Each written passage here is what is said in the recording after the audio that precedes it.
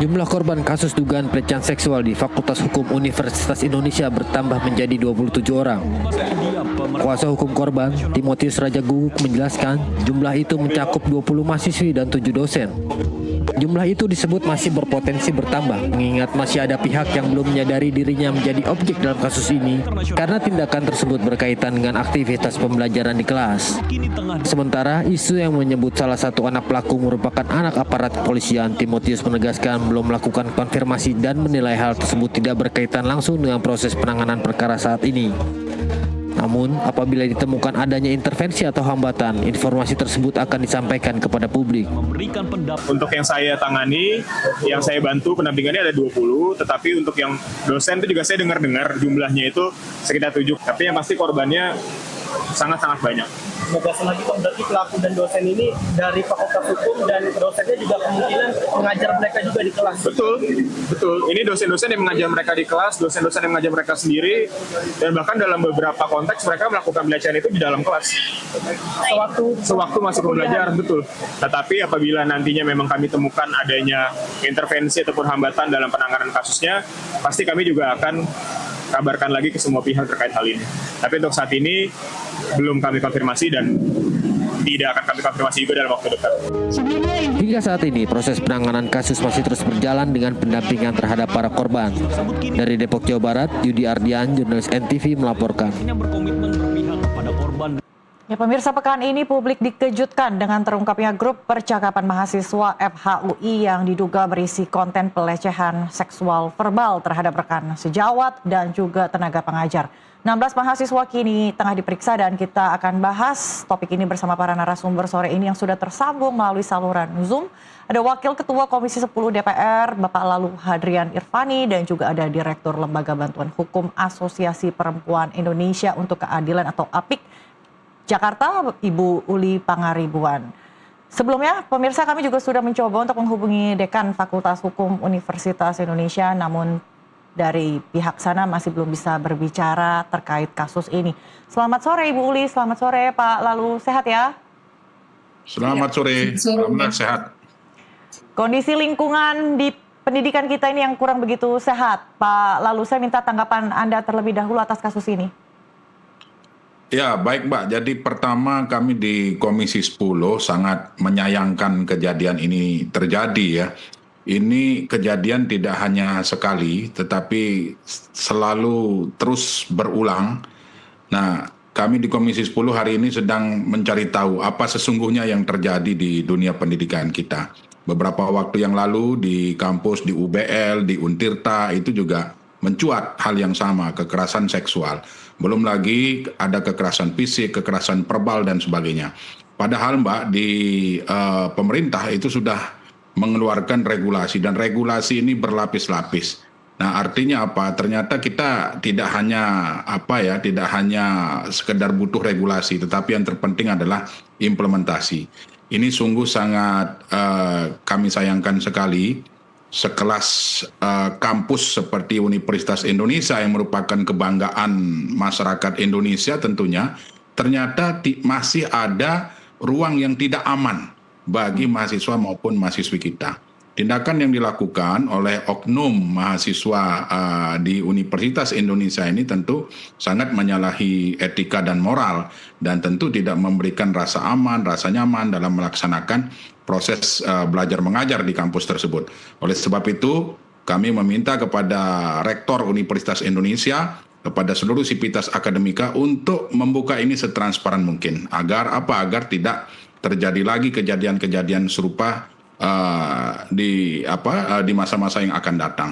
Nah, kami di Komisi 10 berharap selain Rektor tegas, seluruh sivitas akademika tegas, Kementerian Pendidikan Tinggi, Sains dan Teknologi juga harus turun tangan mengatasi persoalan ini. Jadi ini tidak bisa kita diam, melihat, menonton begitu saja, tetapi harus ada langkah-langkah konkret agar kejadian ini tidak berulang terus menimpa kepada dunia pendidikan kita. Demikian sementara, Mbak. Pak Lalu, jadi Anda sebutkan kejadian ataupun peristiwa kasus kekerasan seksual ini terus berulang terjadi dan tampaknya meskipun regulasi sudah berlapis-lapis, tapi ada celah yang perlu diperbaiki. Ini salah satunya ada kelemahan di sistem Permendikbudristek kita kah, Pak? Ya tentu kalau melihat isi dari Permendikbudristek nomor 55 tahun 2024 itu sebenarnya sudah jelas di situ. Ketika pemerintah meminta kepada satuan pendidikan, ya khususnya di perguruan tinggi, untuk membentuk satgas pencegahan tindakan kekerasan yang terjadi di lingkungan kampus, itu sudah jelas. Cara pelaporan, penanganan, bahkan sampai sanksi juga secara tegas sudah disampaikan di situ. Cuman rupanya memang saya melihat kenapa ini terus berulang terjadi, karena regulasi itu tidak dilaksanakan. Nah itu yang pertama. Yang kedua, kalau memang regulasi ini belum kuat, ya mari kita sama-sama mendiskusikan kembali bagaimana langkah-langkah konkret yang harus kita lakukan agar kejadian ini tidak terulang kembali. Kita harus cari tahu kelemahannya di mana. Apakah sistem atau metode pengajaran yang hari ini dilakukan di kampus-kampus, apakah di situ kelemahannya atau hal-hal lain. Nah ini yang perlu kita diskusikan bersama dan duduk bareng. Oleh sebab itu kami di Komisi 10 kemungkinan di dalam waktu dekat akan mengundang kembali pimpinan perguruan tinggi untuk membahas ini agar tidak terjadi berulang-ulang. Artinya hari ini ternyata rasa aman dan rasa nyaman itu masih belum kita temukan di kampus-kampus, termasuk Universitas Indonesia. Oke, jadi akan ada pemanggilan Rektor Universitas Indonesia dalam waktu dekat ya Pak untuk membahas hal ini dan terkait bagaimana implementasi atau kerja dari Satgas PPKS di kampus Pak Lalu. Betul sekali Mbak. Baik, jadi Anda juga menilai bahwa kasus pelecehan seksual ini masuk kategori pelanggaran berat Pak bagi para terduga pelaku? Iya tentu pelanggaran etika, pelanggaran moral, dan ini memang harus ditindak tegas, harus dibuka setransparan mungkin. Tidak boleh ada yang membacking, tidak boleh ada yang memberikan ruang sedikit pun, karena ini kalau dibiarkan, ini akan terulang kembali di tempat-tempat lain, di kampus-kampus lain. Dunia pendidikan kita harus tercipta rasa aman, rasa nyaman, rasa tertib. Nah, ketertiban inilah yang perlu juga diajarkan kepada seluruh mahasiswa. Pendidikan karakter mulai sejak dini harus ditanamkan. Nah, ini yang saya rasa hari ini kita abai dengan pendidikan karakter ini, sehingga sedikit-sedikit main pukul, sedikit-sedikit kekerasan fisik, kekerasan verbal dan sebagainya, itu menjadi tontonan kita setiap hari. Nah, oleh sebab itu ini tidak boleh terjadi terus-menerus, tidak boleh berlarut-larut. Mari kita sama-sama duduk bareng, diskusikan.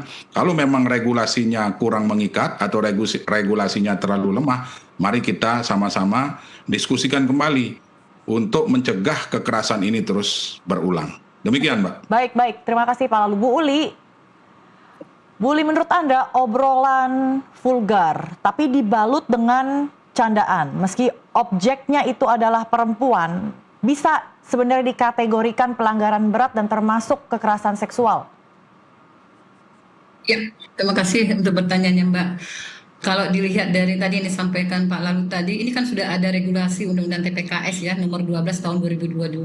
Tapi memang penerapannya yang implementasinya yang masih memang belum sesuai apa yang kita harapkan. Nah, kalau dari kacamata Undang-Undang TPKS, tadi yang terkait dengan kasus yang di UI tadi itu kan itu ada tangkapan layar ya, bukti digital. Nah menurut kami sih proses ini menjadi pelanggaran berat ya pasti ya, karena ini teman-teman yang sudah memahami ya, sudah paham, apalagi teman-teman ini adalah mahasiswa yang ada di Fakultas Hukum, artinya mereka juga paham itu berkaitan dengan Undang-Undang TPKS. Nah, dalam Undang-Undang TPKS itu kan bukti digital, tangkap layar itu menjadi alat bukti yang sah, sepanjang memang itu bisa diverifikasi keasliannya, dan ini juga tidak berdiri sendiri, tapi juga harus perlu didukung oleh dengan alat bukti yang lain, keterangan korban dan juga saksi ahli, dan bisa aja nanti digital forensik yang bisa membuktikan bahwa terjadi pelanggaran berat, dan ini bisa didorong ke dalam tadi ya pelanggaran yang berat dan bisa dapat dipidana gitu. Artinya bentuk undang-undang dalam TPKS itu sudah mengatur gitu. Jadi semua bentuk yang ada dalam TPKS itu adalah pelanggaran tindak pidana, Mbak. Pelanggaran tindak pidana kekerasan seksual. Nah, ini bukan sekali dua kali, artinya dalam tangkapan grup itu, dalam tangkapan layar itu sudah sering dilakukan. Nah, artinya kalau sudah sering dilakukan dan tidak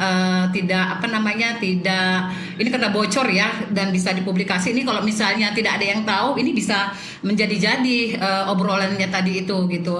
Artinya perbuatan yang merendahkan harkat dan martabat kita perempuan itu udah bagian dari perbuatan yang tidak menyenangkan, dan itu masuk ke dalam unsur tindak pidana kekerasan seksual nonverbal yang ada diatur di pasal 5 gitu. Nah, menurut kami sih itu udah bagian dari pelanggaran yang memang harus dijatuhi dengan hukuman yang berat sih. Oke, jadi